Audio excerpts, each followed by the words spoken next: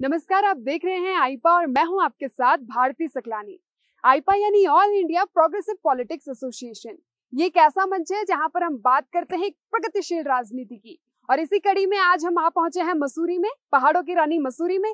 और हमारे साथ बातचीत करने के लिए मौजूद हैं आम आदमी पार्टी के कार्यकर्ता प्रकाश राणा जी। बहुत बहुत स्वागत है आपका भी बहुत बहुत धन्यवाद। आप मसूरी में आए। तो प्रगतिशील आपके जो सवाल है मैडम, ऐसा है इसमें आजकल की जो प्रगतिशील राजनीति से तो किसी को कोई मतलब ही नहीं रहा है। लोग व्यापार बना लिया है राजनीति का।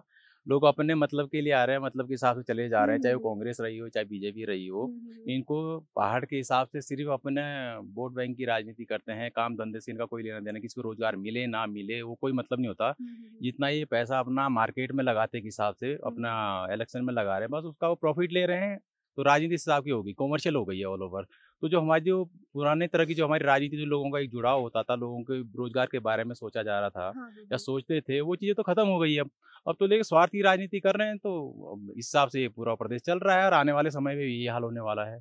आजकल की या फिर जितने भी राजनीतिक दल हैं वो पहले से कहते आते हैं कि हम लोकतांत्रिक हैं, लेकिन वाकई में जो अब के राजनीतिक दल हैं उनमें लोकतांत्रिक जैसी कोई चीज आपको देखने को मिलती है? बिल्कुल भी नहीं, ये सब बोलने वाली बातें हैं।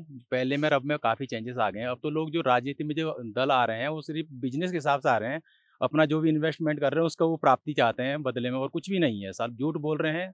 ऐसी राजनीति से तो लोकतंत्र की तो ये हत्या करने वाली बात अच्छा, होगी। आपने बिजनेस की बात की, किस तरह का बिजनेस? जो पैसा मार्केट में लगा रहे हैं लोगों को, जो अपनी निधियां विधियां, इनको जो सुविधाएं मिलती है, समाज के हित के लिए जो सुविधाएं मिलती है वो अपने पे यूज कर रहे हैं लोग। तो समाज की तो इन्होंने कोई लेना देना है ना कुछ देना है, और ये देंगे भी नहीं आने वाले समय पे। बस जनता को यही गुमराह करते रहें कि हम आपके लिए ये कर देंगे वो कर देंगे, कुछ भी नहीं करने वाला। बड़ा बुरा हाल है उत्तराखंड का। क्या मैं तो ऑल ओवर इंडिया की बात करूंगा। बिल्कुल, आपने उत्तराखंड की बात की कि बड़ा बुरा हाल है। 21 साल उत्तराखंड को हमारे हो गए हैं। अलग राज्य की जो मांग हमारे जो राज्य आंदोलनकारी हैं उन्होंने की थी, उसके बाद हमें 9 नवंबर 2000 को उत्तराखंड अलग राज्य मिला। लेकिन आपको क्या लगता है कि उस स्तर का विकास हो पाया है जिस स्तर के वादे किए गए थे या जिस स्तर की आम जनता को उम्मीद थी?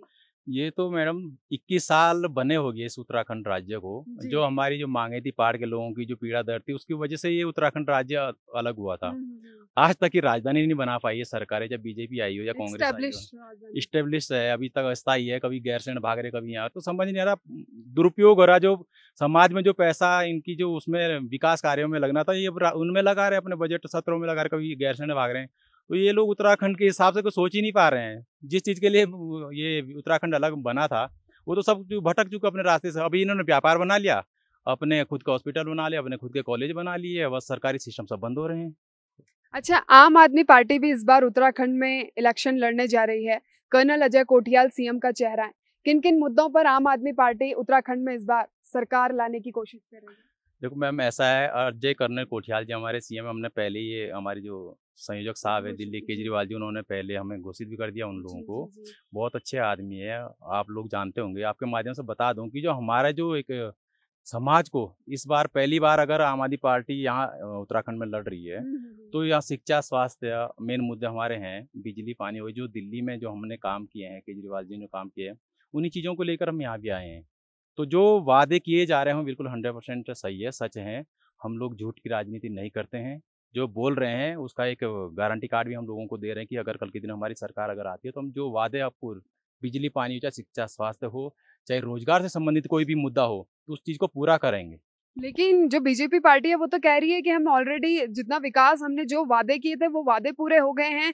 और आपने बात की है शिक्षा की, तो शिक्षा सारे मतलब मोस्ट ऑफ लोग शिक्षित हैं। आप कितने संतुष्ट हैं इस बयान से आप उनके? बेकार की बात है, मैं नहीं मानता। आज भी अगर आप सरकारी स्कूलों में जाएंगे उत्तराखंड के, तो एक भी उत्तराखंड का कोई भी कैबिनेट मिनिस्टर, चाहे विधायक हो बीजेपी का चाहे कांग्रेस का, जो ये बोल दे कि आप आओ और हमारे ये स्कूल देखिए सरकारी, तो ऑल ओवर हमें तो अंदर जाने में भी शर्म आती है। अगर हम दिल्ली का मॉडल देखें और उत्तराखंड का देखें, तो सरकारी स्कूल बंद हो रहे हैं। मसूरी में मैं आपको बताऊंगा 2-3 स्कूल ऐसे बिल्कुल डम पड़े हुए हैं। तीन टीचर हैं तो 4 छात्र हैं उसमें। ऑल ओवर अपने इनके खुद के प्राइवेट स्कूल खोल लिए इन लोगों ने, हॉस्पिटल भी अपने खोल लिए। तो सरकारी सिस्टम बंद हो रहा है, बिल्कुल हालत खराब है। लोग जितने भी पब्लिक अपने बच्चों को ये सोच रहे हैं कि अब 10वीं 12वीं के बाद हम अपने बच्चों को भेजेंगे कहाँ। तो बहुत बुरा हाल है। ये लोग दिखा नहीं सकते, झूठ बोल रहे हैं प्योर। ये शिक्षा की आपने बात की है, तो मसूरी जो कि शिक्षा के लिए, एजुकेशन के लिए, इंटर एजुकेशन के लिए बहुत ज्यादा फेमस है, लेकिन बावजूद उसके ग्रेजुएशन के लिए यहाँ पे कोई बढ़िया कॉलेजेस यहाँ पर नहीं है।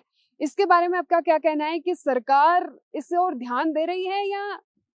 बिल्कुल भी नहीं, यहाँ एक ही एमपीजी कॉलेज है जी। और म्युनिसिपैलिटी के अंडर में ये कॉलेज आता है, हुँ, नीचे हुँ, हुँ। किंग ग्रेड पे है। हुँ, हुँ, हुँ। तो यहाँ पर ना तो सीटें पूरी है, स्कूल का तो ये हाल है कि वहाँ पर ना तो लैब है सही प्रकार के, नीचे जो फर्श यहाँ पर जैसे पड़ा हुआ सीमेंटेड ऐसी वहाँ की क्लासेस है वगैरह है, तो टीचर पूरे नहीं है। यहाँ पर ऑल ओवर कच्चा फर्श। कच्चा फर्श हुँ, है हुँ, हुँ। और दूर-दराज के लोग काफ़ी सारे लोग हैं, एक ही एक स्कूल ही बचा हुआ है, बाकी तो एक स्कूल यहाँ कैमल बैक रोड पे था, वो भी शायद बंद हो गया अब।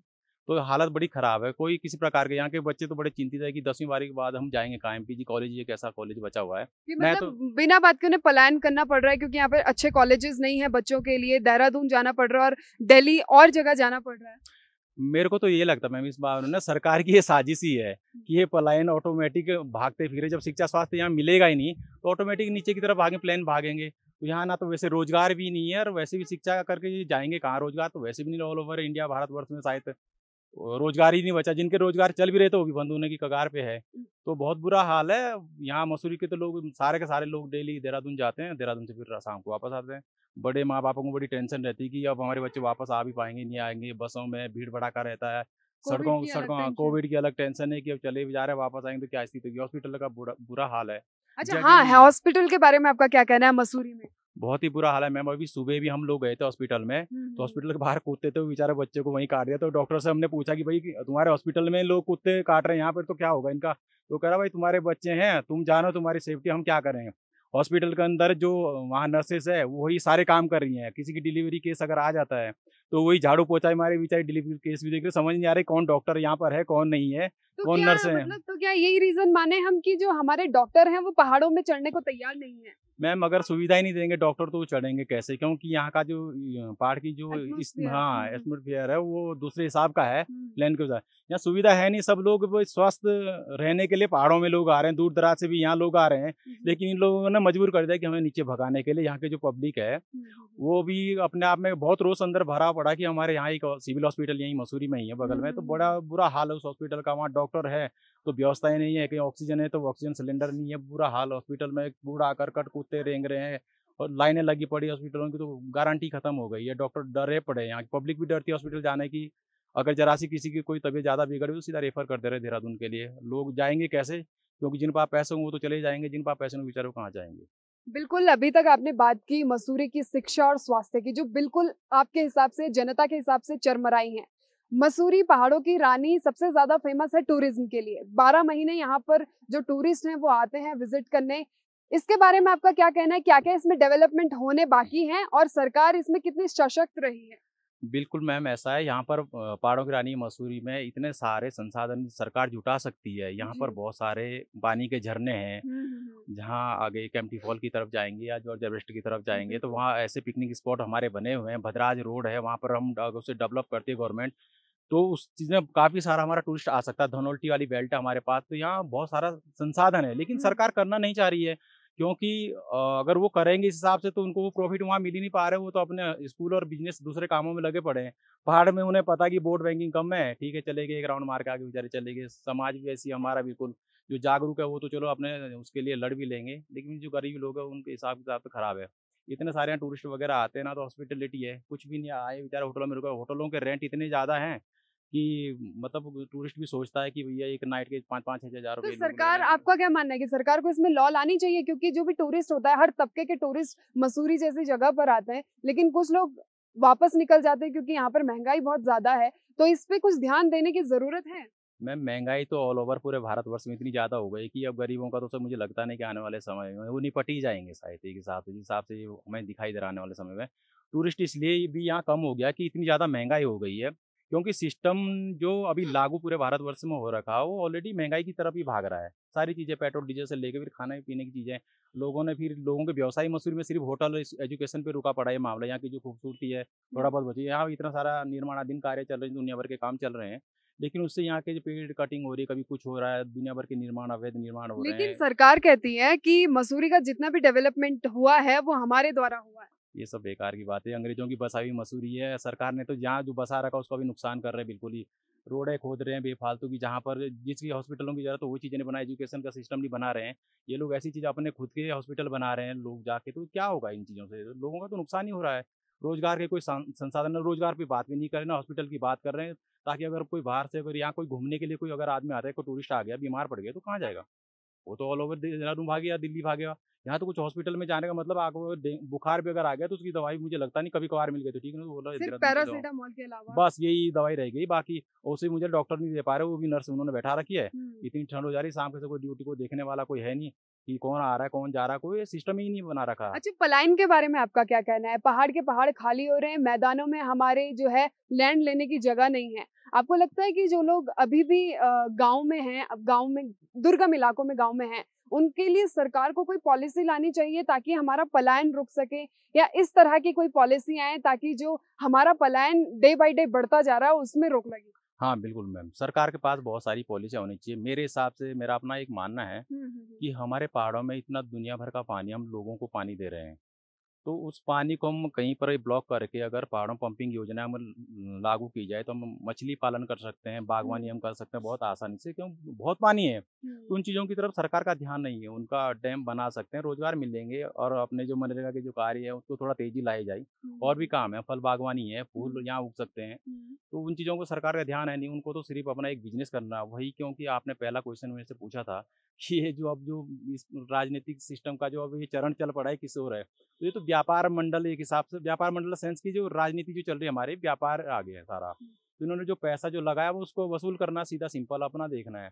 अपने खुद के कॉलेज खोलेंगे, अपना खुद के स्कूल खोले, पहाड़ों में स्कूल खोले, बंद पड़े हैं सरकारी स्कूल, हालत खराब है, लोग भागेंगे, अच्छी शिक्षा के चक्कर में लोग भाग रहे हैं, और फिर कुछ नहीं होने वाला है। तो आप ये मानते हैं, आपका ये मानना है कि जितने भी मेडिकल कॉलेजेस या फिर बाकी जो कॉलेजेस हैं, बड़े बड़े कॉलेजेस जो देहरादून में, हल्द्वानी में, ये अगर पहाड़ों में शिफ्ट हो जाए तो पहाड़ों में रोजगार भी बढ़ेगा और पलायन भी रुकेगा? इस पे आपका क्या कहना है? बिल्कुल मैम, यहाँ मसूरी में ही देख लीजिए, यहाँ पर प्राइवेट स्कूल है और अच्छे स्कूल हैं, लोग दिल्ली बम्बई विदेशों से भी यहाँ बच्चे पढ़ते हैं।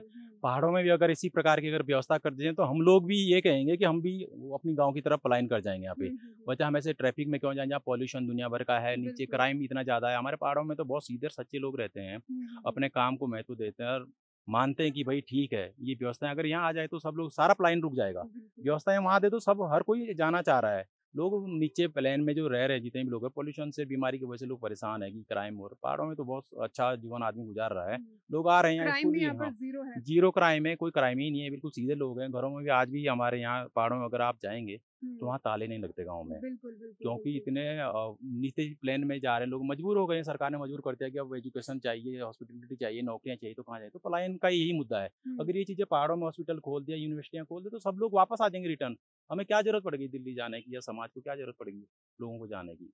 रिटर्न वापस हो जाएंगे, तो पलायन रुकेगा उस चीजों से। धर्म के आधार पर होने वाली राजनीति के बारे में आपका क्या कहना है? धर्म इसी देश को ले डूबेगा, धर्म की राजनीति तो होनी नहीं चाहिए भाई। ये भारतवर्ष हमारा है, इस भारतवर्ष में रहने वाले सभी प्रकार के धर्मों को का मान सम्मान इम्पोर्टेंट है। ये भारतवर्ष सभी का है, इसमें जाति धर्म से कोई लेना देना नहीं है। जो धर्म की राजनीति करो गलत है मेरे हिसाब से। धर्म की राजनीति होनी चाहिए, हम लोग इंसान है, एक इंसान को दूसरे इंसान की पीड़ा समझनी चाहिए, उस हिसाब से हमें काम ही करना चाहिए। हमारा भारतवर्ष है, इतना प्यारा भारतवर्ष, मुझे लगता नहीं इससे अच्छा सुंदर कोई भारतवर्ष हो ही नहीं सकता। बहुत बढ़िया सर, आपसे बातचीत करके लगा। और मौसम, अगर मसूरी की बात करें, ठंडी ठंडी हवा चल रही है और बहुत मजा आ रहा है। यहाँ पर टूरिस्ट बहुत ज्यादा आए हैं, तो आगे भी हम आपको ले चलेंगे इस कड़ी में। अंत में सर, मैं आपसे ये जानना चाहूंगी कि आईपा की इस मुहिम को आगे बढ़ाने के लिए आप कुछ सुझाव देना चाहते हैं? बिल्कुल, आपका जो ये चैनल है, मुझे बहुत खुशी हो रही है कि आप इस हिसाब से जो पूछ रहे हैं, आपके जो सवाल आते हैं बिल्कुल ज़मीनी हकीकत से जुड़े हुए सवाल है। पहली बार ऐसे हम लोग इंटरेक्ट हुए हैं कि आप लोग इस प्रकार के जो बेसिक जो मुद्दे होते हैं उन पे बात कर रहे हैं। कुछ लोग, काफ़ी सारे लोग जो बिल्कुल हवा उड़ान की बातें करते हैं, हमें समझ में नहीं आता कि बोल किस, सवाल कुछ और, उनका मतलब कुछ और। तो पहली बार ऐसा, इस मुहिम को बहुत तेज़ी से आगे बढ़ना चाहिए और इसी प्रकार की जो आपकी जो पत्रकारिता है, हम लोग इसका साथ भी देंगे और जहाँ जरूरत पड़ेगी आपकी निर्भीक पत्रकारिता होनी भी चाहिए, जरूरी है समाज के लिए भी। आप लोग चौथा स्तंभ है, तो ये बहुत इंपॉर्टेंट है कि समाज को सुधारने के लिए काम करिए। बिल्कुल, तो सटीक और स्पष्ट शब्दों में इन्होंने बात कही है। पलायन की इन्होंने बात कही है कि आने वाली जो भी सरकार होगी, अगर आम आदमी पार्टी हो या आने वाली कोई भी सरकार हो, वो पलायन पर सबसे ज्यादा फोकस करे। तो अभी के लिए फिलहाल इतना ही। देखते रहिए आईपा। नमस्कार।